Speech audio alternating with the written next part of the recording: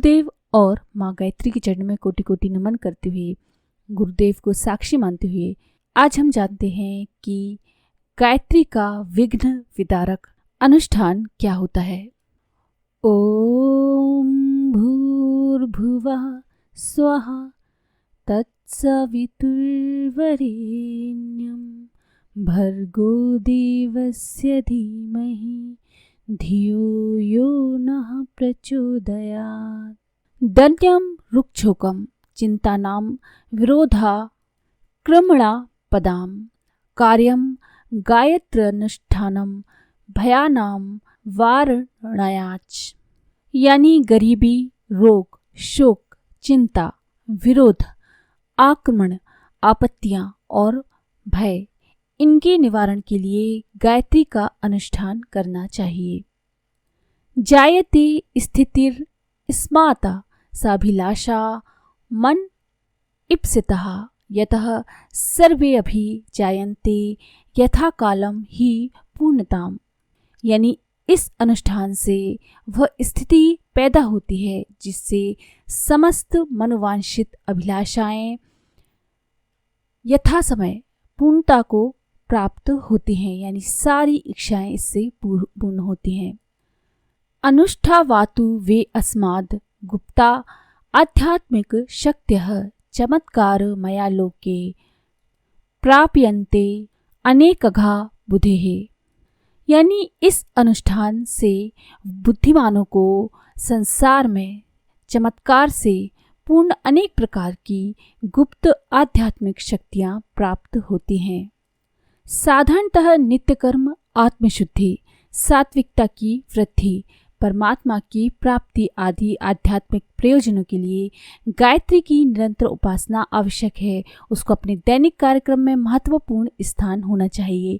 इसके अतिरिक्त किन्हीं विशेष प्रयोजनों के लिए विशेष अवसरों पर उसका विशेष रूप से आवाहन किया जाता है। जैसे बच्चा साधारणतः दिन भर माँ को पुकारता रहता है और माँ भी उसे उत्तर देकर उसका समाधान करती रहती है। ये लाड़ दुलार यथावत चलता रहता है और माँ बेटा दोनों प्रसन्न रहते हैं।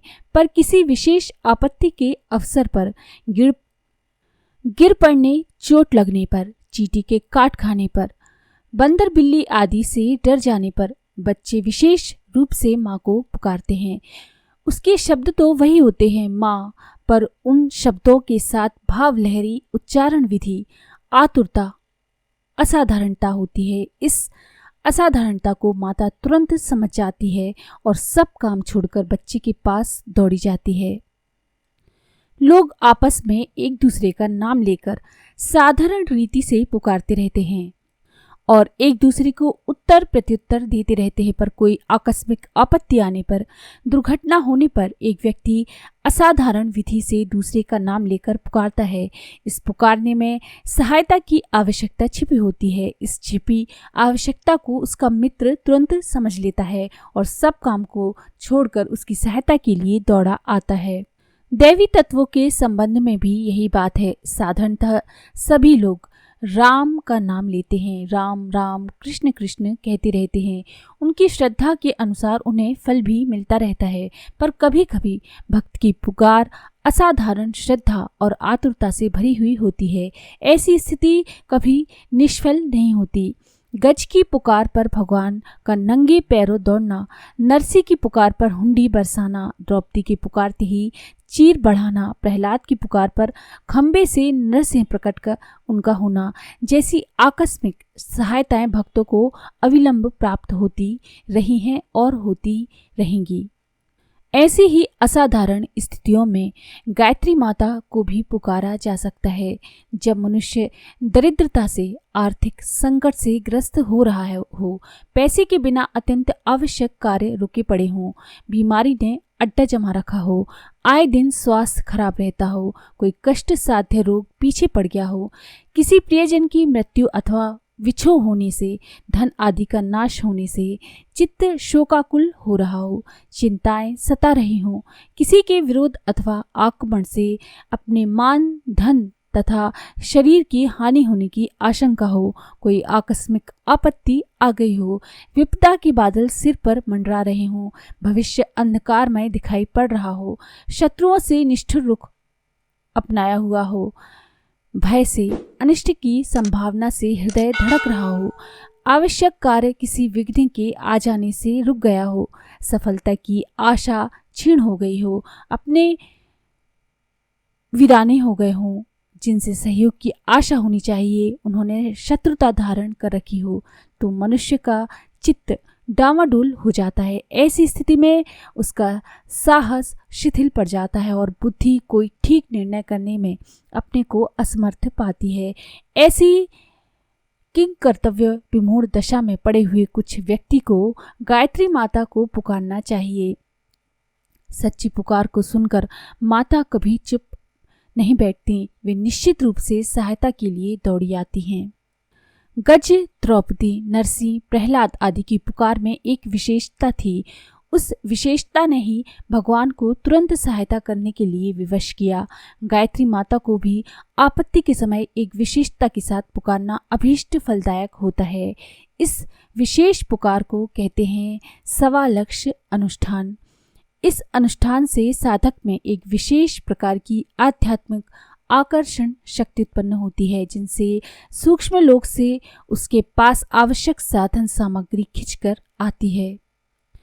भूगर्भ विद्या के ज्ञाता जानते हैं कि मिट्टी में मिले हुए धातुओं के कण अपनी चुंबक शक्ति से बड़ी खानों के रूप में बन जाते हैं।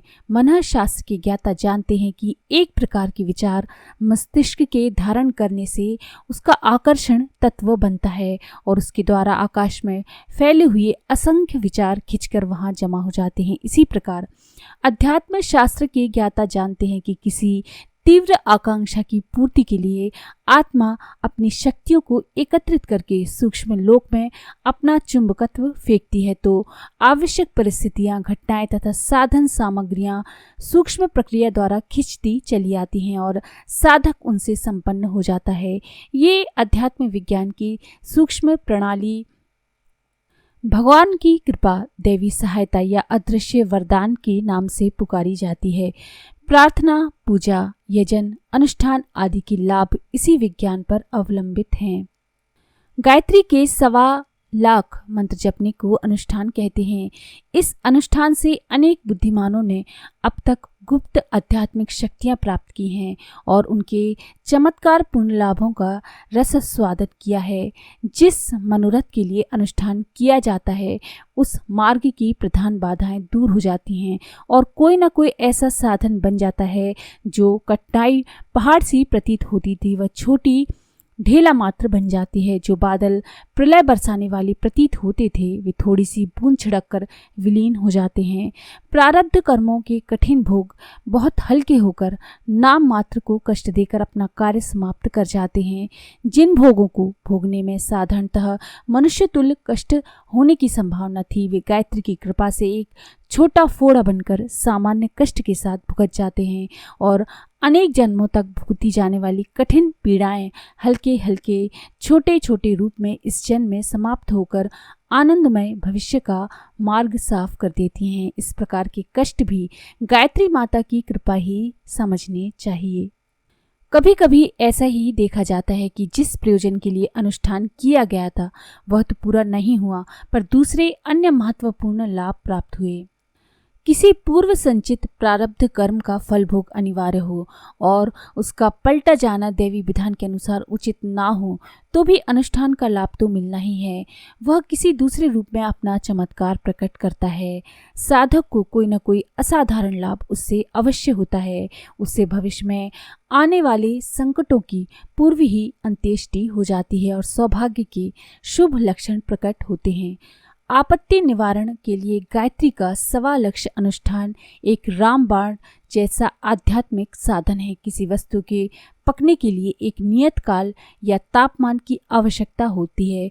फल, अंडे आदि के पकने में एक नियत अवधि की आवश्यकता होती है और दाल, साग, ईंट, कांच आदि की मिट्टी पकने में अमुक श्रेणी का तापमान आवश्यक होता है। गायत्री की साधना पकने का मापदंड सवा लक्ष्य जप है। पकी हुई साधना ही मधुर फल देती है। तो यदि आपके जीवन में कोई कष्ट है, परेशानियां हैं, या आप कुछ प्राप्त करना चाहते हैं, आपकी कोई इच्छा है, तो उसके लिए आप अवश्य ही गायत्री का 1.25 लाख अनुष्ठान कीजिए। चाहे कोई बीमारी हो या कोई परेशानी हो, आपकी हर परेशानी को निश्चित रूप से माँ गायत्री का ये अनुष्ठान लाभ अवश्य ही देगा।